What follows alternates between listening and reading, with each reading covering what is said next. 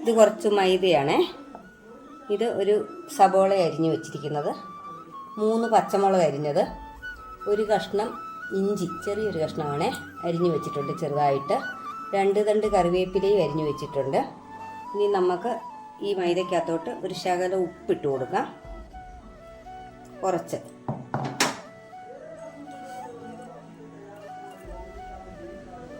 കുറച്ച് പഞ്ചസാര ഇട്ട് കൊടുക്കാം. ഇനി കുറച്ച് തൈര്, ഒരു 2 സ്പൂൺ തൈര് ഇട്ട് കൊടുക്കുന്നുണ്ട്.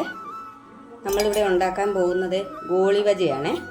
അപ്പോൾ ഇത് ഒരു 3-4 മണിക്കൂർ മുമ്പേ കുഴച്ച് വയ്ക്കണം. ഇതിപ്പോൾ ഞാനൊരു ഉച്ച സമയമായി, അന്നേരമാണ് ഇത് കുഴച്ച് വെക്കുന്നത്. ഒരു ഇച്ചിരി സോഡാപ്പൊടിയും കൂടി ഇടുന്നുണ്ട്, കുറച്ച് ചെറിയൊരു മയമൊക്കെ കിട്ടാൻ വേണ്ടിയിട്ടാണ്. ഇനി നമുക്ക് ഈ അരിഞ്ഞു വെച്ചിരിക്കുന്ന ഉള്ളിയും പച്ചമുളക്, ഇത് എരിവില്ലാത്ത പച്ചമുളകാണ്, അതുകൊണ്ടാണ് 3 എണ്ണം എടുത്തത്, ഒട്ടും എരിവില്ല. അപ്പോൾ ഇതെല്ലാം കൂടി ഇട്ടിട്ട് നന്നായിട്ട് നമുക്കിത് മിക്സ് ചെയ്യാം. ഒരു ഇച്ചിരി വെള്ളം കൂടി ഒഴിച്ച് നമുക്കിത് കുഴയ്ക്കാം. അപ്പോൾ മാവ് നമുക്കിവിടെ കുഴച്ച് എടുത്തിട്ടുണ്ട്. ഏകദേശം ഒരു ഈ കണക്കിലാണ് മാവ്, നമ്മുടെ ഗോളിവജയുടെ മാവ് ഇരിക്കേണ്ടത്.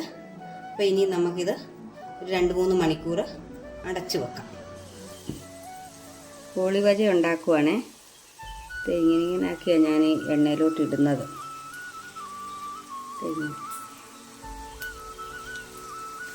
ഇങ്ങനെ അന്നേരം പൊങ്ങി വരും. ഇതൊരു ഗോൾഡൻ കളറാകുമ്പോൾ നമുക്കിത് പൊരിയെടുക്കാവേ. പിന്നെ ഇത് കുഴയ്ക്കുമ്പം മല്ലിയിലയൊക്കെ ഉണ്ടെങ്കിൽ അതൊക്കെ കുറച്ച് ചേർത്താൽ നല്ലതായിരിക്കും. ഇവിടെ മല്ലിയില ഇല്ലായിരുന്നു, മല്ലിയും ചേർത്തില്ല. മല്ലിയിലയൊക്കെ ഇട്ടാൽ വേറൊരു ടേസ്റ്റ് വരും. ഇതായിട്ടുണ്ടേ, നമുക്കിത് എടുക്കാം. വേഗമാകും ഇത്.